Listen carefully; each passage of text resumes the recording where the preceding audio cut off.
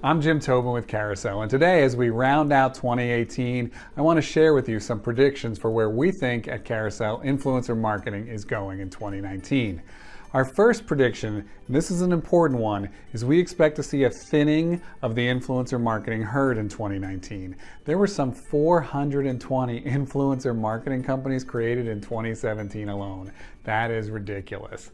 And what's going to happen is that companies that exist solely to match brands with influencers are going to rapidly fade away in 2019. That doesn't add any value. There's software that can do that. Really, pairing of influencers and brands is a commodity. It's what you do next that matters.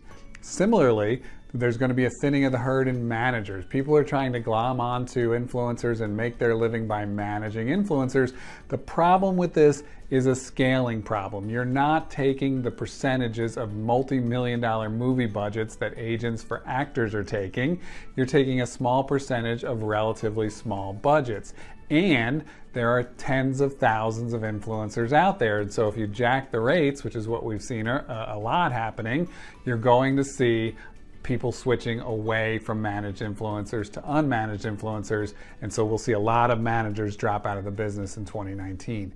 In addition, we're going to see a thinning of the herd with some influencers who are only producing sponsored content. We've seen this sadly with a few of our influencers where all they do, and we call this saturation rate, but where influencers start making money from sponsored content and pretty soon 100% of their content is sponsored. And what happens is engagement drops off, right? Would you follow somebody who's trying to sell you something on every single post?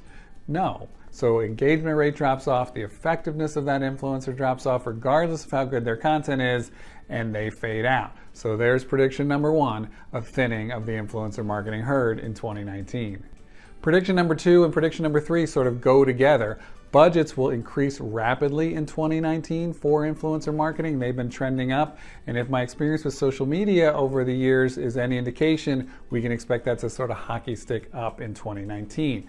But when budgets increase, so do ROI expectations. So we're going to see better demand for better analytics in 2019 as to what's this influencer marketing actually driving in terms of our business objectives.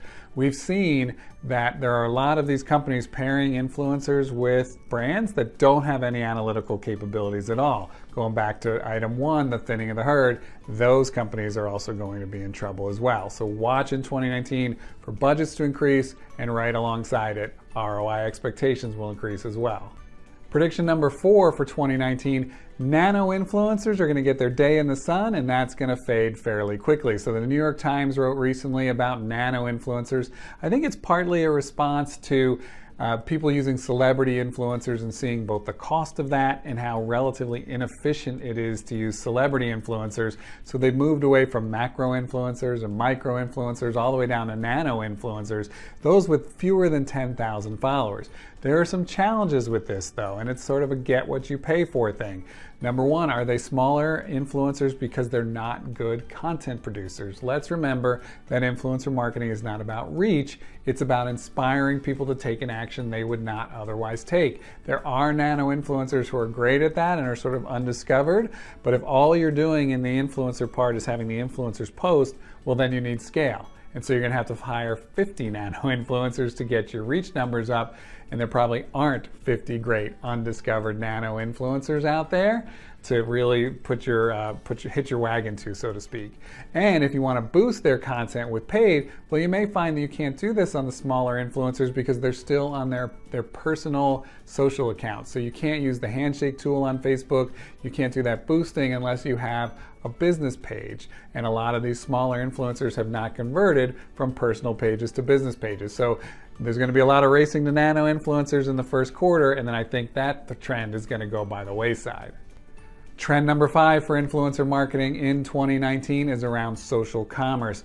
We've seen a lot of brands that are sold in stores doing really well with influencer marketing. Well, there's going to be a lot more drive to e-commerce, both for those well-known e-commerce brands and also for those brands that have been popping up in your Insta feeds, those sort of things.